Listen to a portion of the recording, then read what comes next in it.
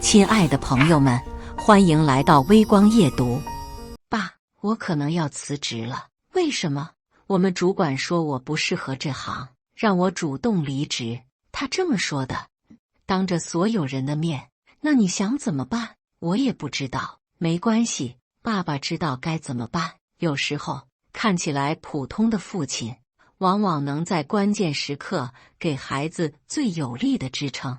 那些小看别人的人，最后会为自己的傲慢付出代价。接下来开始我们本期故事，记得点击订阅并开启小铃铛。7月的北京，太阳火辣辣的，思思拎着帆布包走进创意空间广告公司的大门，心情又紧张又兴奋。这是她广告学专业毕业后的第一份正式工作。虽然只是实习生，但能进入这家在业内小有名气的公司，他已经觉得很幸运了。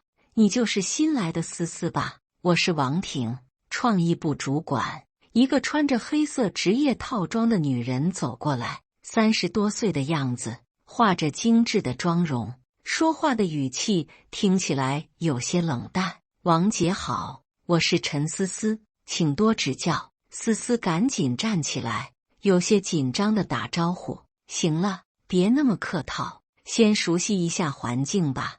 王婷看了思思一眼，目光在她朴素的白衬衫和黑色长裤上停了几秒。你的工位在那边，跟小林他们坐一起。思思看着王婷手指的方向，发现那里坐着3个跟自己年纪差不多的年轻人。他走过去自我介绍，发现他们都是今年夏天入职的实习生。我是林浩，南大广告系的。一个戴着眼镜的男生主动伸出手。张婷婷，北影广告专业，叫我婷婷就行。旁边一个化着淡妆的女孩笑得很甜。赵磊，传媒大学的。最后一个男生点了点头，看起来比较内向。我是思思，北师大广告学专业。思思也报上了自己的学校。接下来几天，思思努力适应着新的工作环境。公司的氛围比她想象中要复杂一些，各个部门之间的关系很复杂。创意部作为核心部门，内部的竞争也很激烈。王婷对新人的态度说不上热情，但也还算正常。他给思思分配的工作大多是一些基础的文案撰写和资料整理，思思都能按时完成，质量也不错。但他很快就发现，同期入职的几个人在处理人际关系方面明显比自己老练得多。比如林浩，总是能在合适的时候给王婷买咖啡，还会主动加班帮忙整理文件。张婷婷更厉害，不仅会关心王婷的私人生活，还经常在微信群里分享一些有趣的创意案例，很快就跟王婷打成了一片。就连看起来内向的赵磊，也会时不时地请教一些专业问题，显得特别好学。相比之下，思思就显得有些格格不入了。她的性格比较内向，不太善于主动跟领导套近乎，只是埋头做好自己的本职工作。他以为这样就够了，毕竟父亲陈建国从小就教育他要踏实做事，少说多做。思思，你这个方案还需要修改一下。第1个月的月末考核时，王婷把思思的文案稿子递回给他，创意不够新颖，文字也有些平淡。你再想想，看看别人是怎么写的。思思接过稿子，心里有些失落。他明明很用心地写了，为什么王婷的评价这么低呢？再看看其他几个人的成绩，林浩得了优秀，张婷婷是良好，赵雷也是良好，只有他是中等。思思啊，你别太在意。下班后，张婷婷走过来安慰他。王姐对新人要求都比较严格，慢慢来就好了。谢谢。思思勉强笑了笑，但心里还是不舒服。他总感觉王婷对他的态度跟对其他人不太一样，但又说不出具体哪里不对。回到家里，思思把自己关在房间里，对着电脑发呆。他想起父亲陈建国常说的话：做人要踏实，做事要认真，是金子总会发光的。但现在他开始怀疑，是不是自己真的不适合这个行业。思思，吃饭了。母亲在外面敲门。来了。思思收拾好心情，走出房间。餐桌上，陈建国正在看新闻。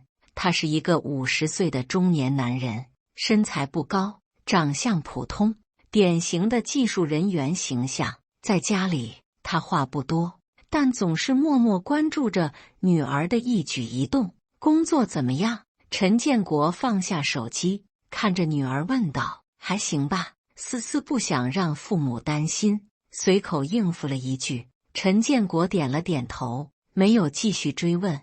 他知道女儿的性格，有什么事情如果他想说，自然会说的。但作为父亲，他能感觉到女儿这几天的情绪有些低落。第2个月开始后，思思明显感觉到了变化。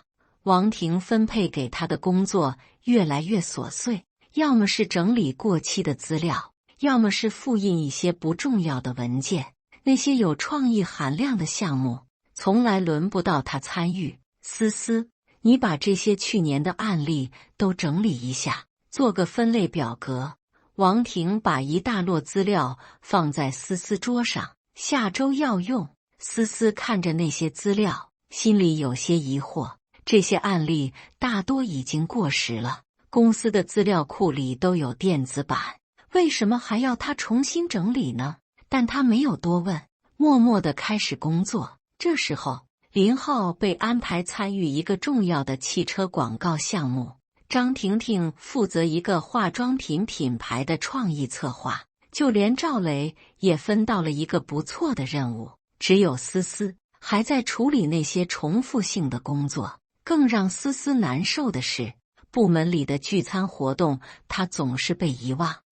今天晚上我们去吃火锅，庆祝一下林浩的方案通过。张婷婷在群里发消息。好啊，我定位置。王婷很快回复。太好了，终于可以放松一下了。赵雷也表示赞同。思思等了半天，也没有人邀请她参加。他试着在群里发了个表情，但没有人回应。最后，他只能一个人默默地收拾东西回家。这样的情况发生了好几次。思思开始意识到自己可能真的被孤立了，但他不明白为什么。自己明明没有得罪任何人，工作也很认真，为什么会这样呢？思思，这个创意方案你再改改。王婷把思思的稿子又一次退了回来，思路不对，重新来。这已经是思思第3次修改这个方案了。他明明是按照王婷的要求写的，但每次都被要求重新修改。更奇怪的是，他听到张婷婷跟王婷在茶水间聊天时，张婷婷提出了一个跟他类似的创意，王婷却连连夸赞。婷婷这个想法不错，很有新意，谢谢王姐，我还想再完善一下。你的想法总是很有创意，不像有些人写出来的东西总是老套。思思听到这话，心里很不是滋味。她隐约觉得王婷在暗示什么，但又不敢确定。回到家里，思思的情绪越来越低落，她开始怀疑自己是不是真的不适合这个行业，是不是应该考虑转行？但他又不甘心，毕竟这是他的专业，也是他的兴趣所在。爸，我觉得我可能不适合做广告。有一天晚上，思思终于忍不住向父亲倾诉。陈建国放下手中的技术资料，认真地看着女儿。为什么这么说？我的主管总是对我的工作不满意，我感觉被孤立了。同事们都不带我玩，重要的项目也不让我参与。思思有些委屈地说：具体是怎么回事？陈建国继续问道。思思把这段时间的遭遇详细地告诉了父亲，包括王婷的态度变化、工作分配的不公平、被排除在团队活动之外的事情。陈建国听完后，脸色有些严肃，但他没有立即表态，只是安慰女儿，做人做事问心无愧就好，如果真的有什么问题，时间会证明一切的。思思点了点头，但心里还是很难受。他不知道的是，陈建国已经把这些事情记在了心里。第3个月的时候，思思的处境变得更加糟糕。王婷开始在其他同事面前暗示她的能力不足。有些人啊，学历是不错，但实际工作能力就不好说了。王婷在部门会议上意有所指地说，做我们这行，光有理论是不够的，还需要天赋和悟性。所有人都知道他在说谁。思思坐在角落里，脸涨得通红，但只能默默忍受。更让思思意外的是，她无意中听到王婷跟人事经理聊天。王姐，听说你们部门要转正一个实习生。是的，不过人选还没定。说实话，这批实习生里有几个还不错，但也有不太适合的。王婷压低声音说，有个女孩可能不太适合我们这个行业。哦，为什么？性格太内向，创意能力也一般，团队合作意识不强。我觉得早点让他认清现实，对大家都好。思思听到这里，心都凉了。他明白王婷说的是自己，也明白了为什么会遭受这些不公平的待遇。原来从一开始，王婷就没打算让他转正，但他不明白的是，王婷为什么要这么做？他到底哪里得罪了王婷？9月底的一天，思思负责的一个小案子出现了问题。那是一个本地餐厅的宣传文案，客户对初稿不太满意，要求修改。这本来是很正常的事情，但王婷却借题发挥。思思，客户为什么不满意？你自己知道吗？王婷当着整个创意部的面质问他。王姐，客户主要是觉得文案不够突出餐厅特色，我可以重新修改。思思小声回答。不够突出特色。王婷冷笑一声，这说明什么问题？说明你根本就没有理解客户的需求，没有抓住重点。这种基础的错误实在不应该犯。办公室里很安静，所有人都在看着这一幕。思思感觉所有的目光都聚焦在自己身上，脸烫得厉害。有些人就是不适合干这行，早点认清现实，对大家都好。王婷继续说道，语气中带着明显的嘲讽。我们这个行业竞争激烈，不是谁都能做的。思思的眼眶一下子红了，但她努力控制着自己的情绪，不想在同事面前丢脸。她咬着嘴唇，一声不吭地坐下来，假装专心工作。下班后，其他同事都陆续离开了。王婷走到思思的工位旁边，思思，你别往心里去，我说话比较直。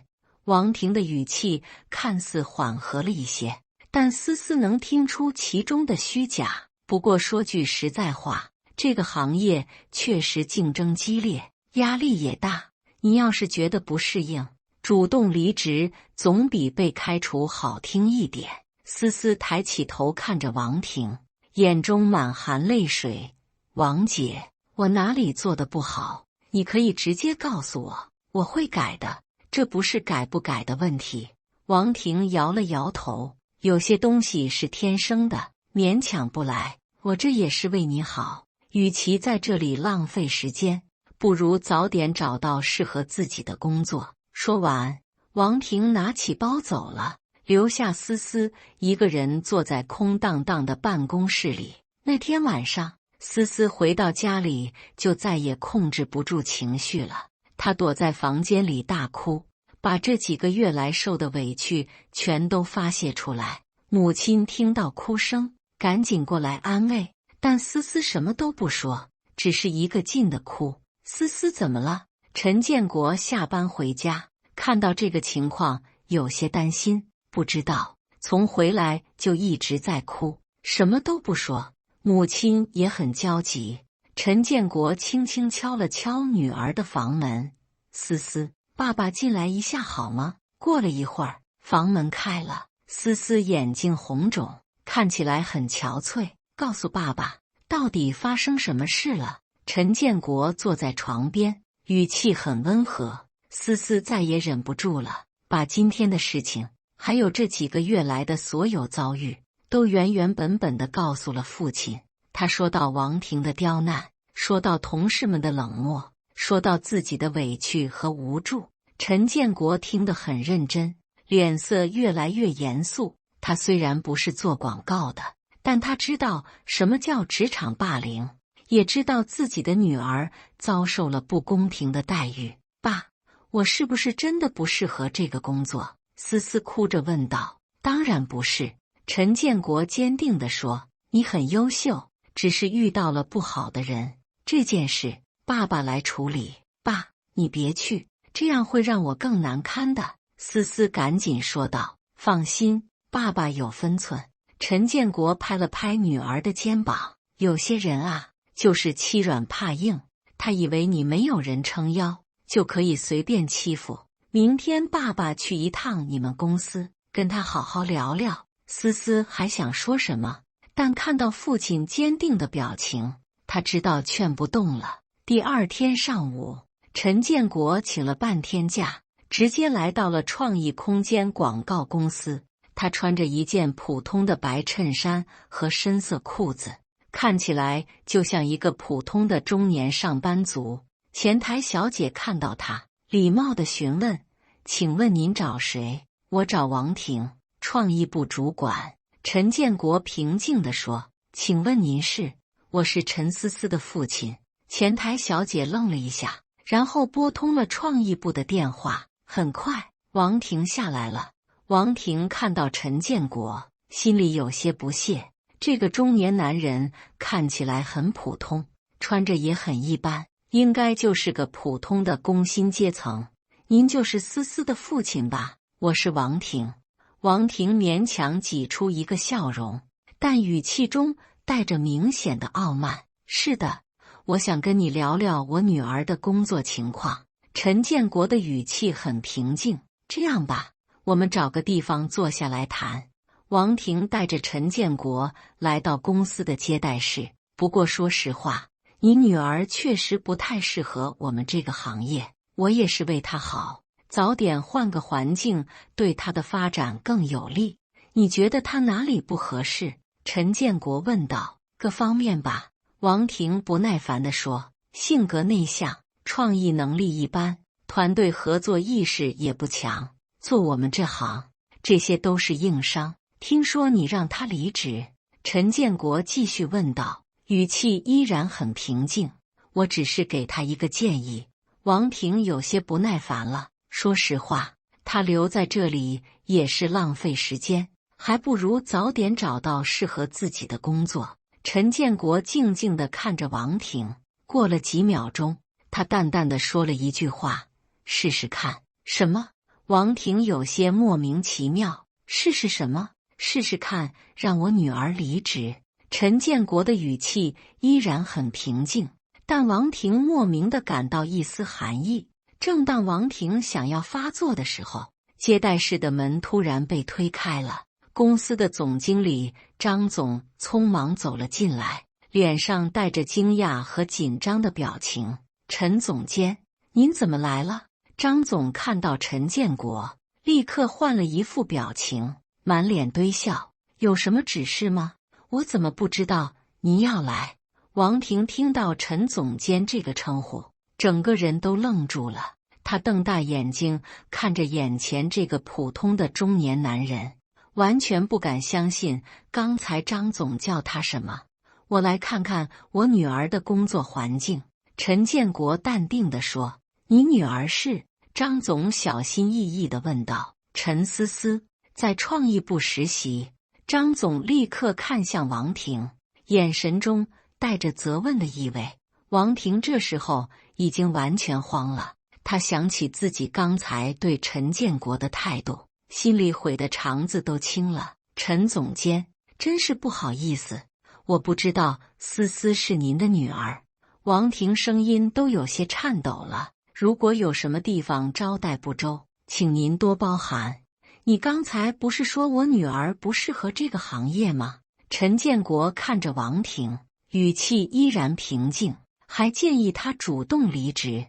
王婷的脸更白了，她现在才明白自己踢到了铁板，她拼命想着怎么挽回，但又不知道该说什么。陈总监，这里面可能有误会。张总赶紧打圆场，王婷，你跟陈总监好好解释一下。王婷结结巴巴地说不出话来。这时候，思思接到了前台的电话，说有人找她。她下楼一看，发现父亲正坐在接待室里，跟张总还有王婷在聊天。她心里一沉，知道父亲真的来了。爸，您怎么来了？思思走进接待室，有些紧张地问道。来看看你的工作环境。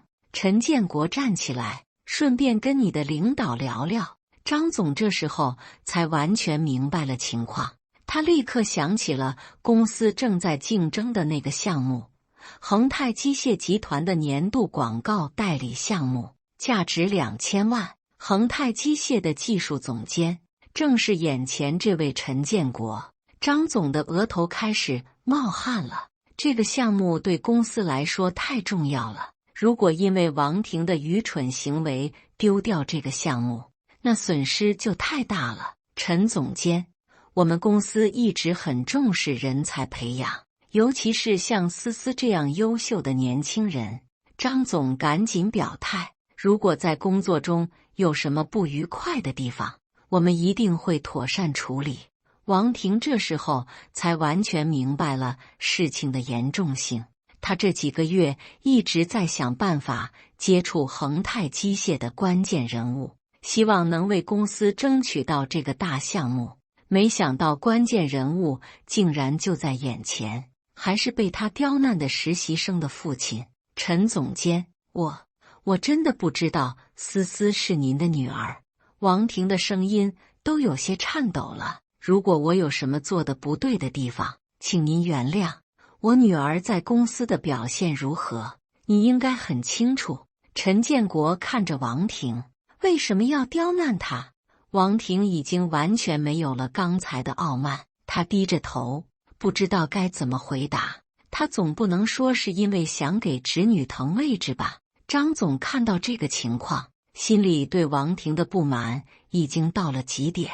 陈总监，我们立刻安排 VIP 接待室，您先休息一下。张总赶紧安排。王婷，你先回去处理手头的工作。王婷如蒙大赦，赶紧离开了接待室。她知道这次自己闯大祸了，接下来的日子恐怕不好过。张总亲自陪着陈建国来到了 VIP 接待室，还安排秘书端来了最好的茶叶。陈总监，关于思思在公司的情况，我想详细了解一下。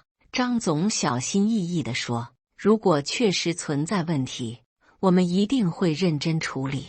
我想跟女儿单独聊聊，了解一下具体情况。陈建国说道。当然。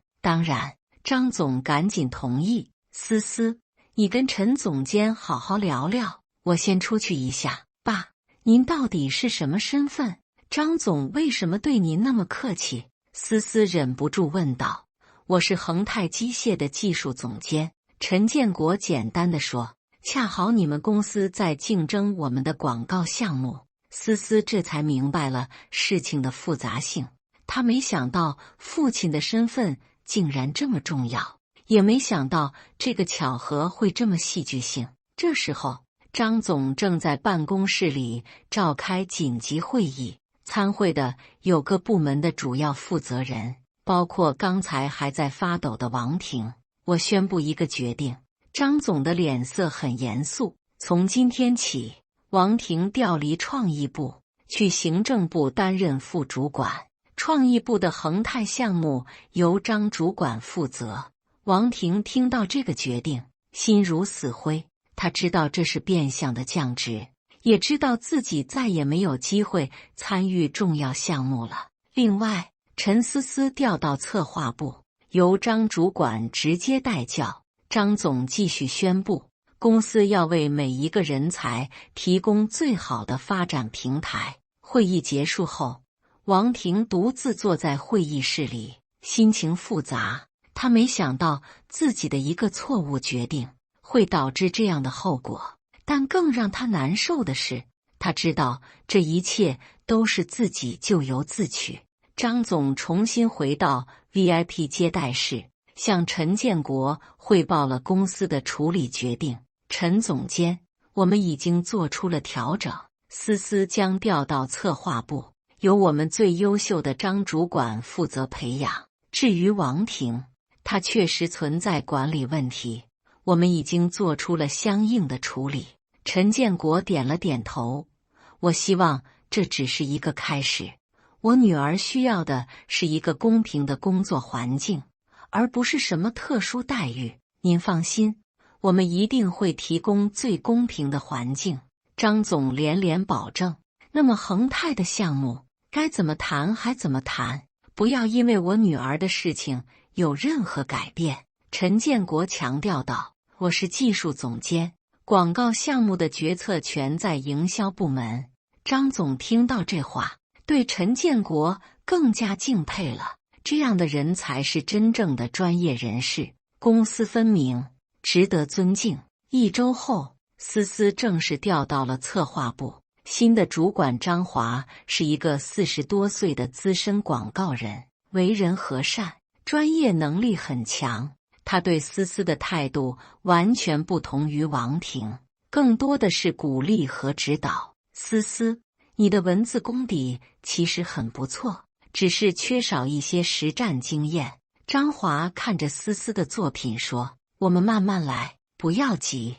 在新的环境中，思思逐渐找回了自信。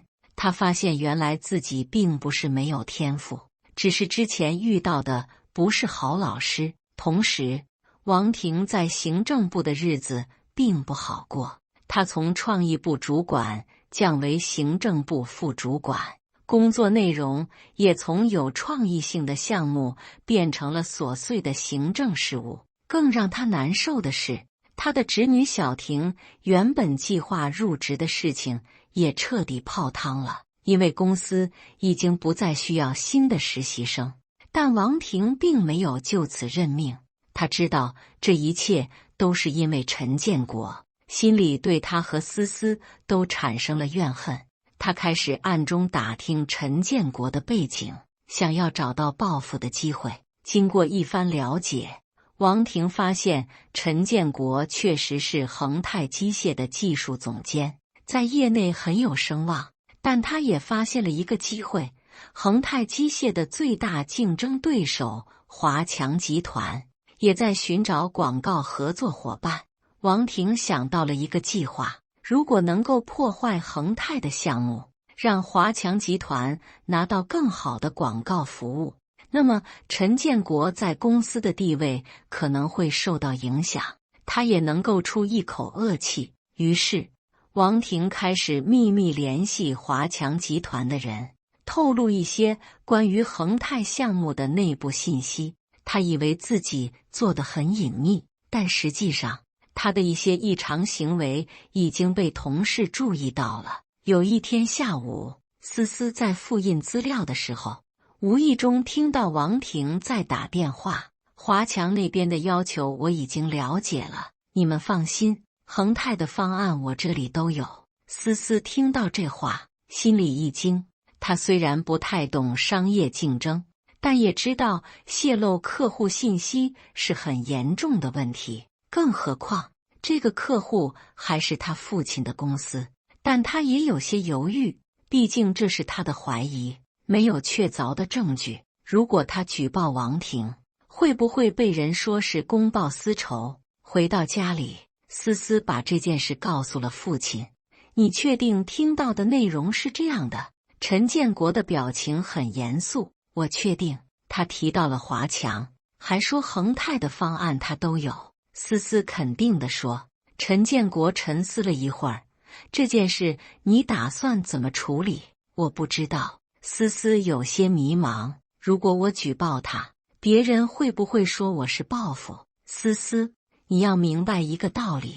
陈建国认真地看着女儿，做正确的事，从来不需要考虑别人怎么说。商业机密被泄露，这不仅仅是对恒泰的伤害，也是对你们公司的伤害，因为这会让客户失去信任。那我应该怎么做？这是你的成长机会，爸爸不会替你决定，你自己想想，什么是对的，什么是错的。思思想了一夜，最后做出了决定。第二天，他主动找到了张总，把自己听到的情况汇报了。张总听完后，脸色非常难看，他立刻安排人调查王婷的通话记录和邮件往来，很快就发现了证据。1周后，王婷被公司开除了。调查显示，他确实向华强集团泄露了恒泰项目的相关信息，严重违反了公司的保密制度。面对确凿的证据，王婷无话可说。他在被开除的时候，看到思思就站在不远处，眼神中满含复杂的情绪。思思，是你举报的我，对吗？王婷走过来问道。是我。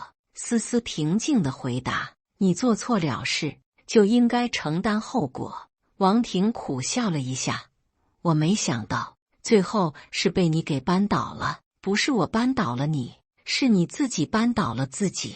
思思看着王婷，如果你一开始就公平对待每一个人，就不会有后面的事情。王婷没有再说什么，默默地收拾东西离开了公司。他知道这一切都是自己的错，是自己的贪婪和嫉妒导致了这个结果。恒泰机械的项目最后顺利完成，创意空间公司也获得了客户的高度认可。陈建国始终按照正常的商业流程进行合作，没有因为女儿的事情给公司任何特殊照顾。半年后，思思在策划部的表现越来越出色，她的创意能力和专业素养得到了同事们的一致认可。公司正式为她提供了转正机会，但思思却做出了一个意外的决定。张主管，谢谢您这半年来的指导，但我决定辞职。思思在办公室里郑重地说道。为什么？你在这里发展得很好啊。张华有些意外。我想去更大的平台挑战自己。思思说。我已经找到了新的工作，在一家国际广告公司。张华点了点头，表示理解。年轻人有追求是好事，我支持你的决定。辞职的时候，思思遇到了之前的同事林浩和张婷婷，他们现在都已经转正了，在公司发展的还不错。思思，听说你要跳槽了？林浩问道。是的，去一家更大的公司。思思笑着回答。那太好了，我们以后还可以在业内合作。张婷婷说。临别的时候，张婷婷私下里对思思说，其实我一直很佩服你，当初王姐那样对你，你居然能坚持下来。1个月后，王婷在一家小公司找到了新工作，职位是普通的文案策划，工资比之前降了不少，但她已经学会了收敛自己的脾气，不再像以前那样傲慢。陈建国回归了正常的生活，但他和女儿的关系因为这件事变得更加坦诚，他们之间不再有什么话不能说的。父女俩经常一起讨论工作和生活。爸，谢谢您当时为我出头。有一天，思思对父亲说，傻孩子，这是爸爸应该做的。陈建国笑了笑，不过以后这样的事情你要学会自己处理，爸爸不可能一辈子保护你。我知道。思思点头。我现在已经学会保护自己了。3个月后，思思在新公司遇到了一个类似的情况，一个资深的同事对她颇有微词，经常在工作中刁难她。但这一次，思思没有忍气吞声，而是选择了正面应对。她用自己的专业能力证明了实力，也用合适的方式维护了自己的尊严。有些人啊，就是欺软怕硬。思思在电话里对父亲说，但这次我没有让您失望，我学会了保护自己。那就好。陈建国在电话那头笑了。记住，做人要有原则，做事要有底线，不卑不亢，才能走得更远。挂了电话，思思看着窗外的夕阳，心里充满了感激。她感激父亲的保护，也感激那段艰难的经历。正是那些经历，让她变得更加坚强和成熟。感谢大家的观看，本期故事精彩吗？欢迎大家在下方评论区吐槽。如果你喜欢这类故事，记得点击订阅微光夜读，并分享给更多的人，这会对我帮助很大。再次感谢大家的观看。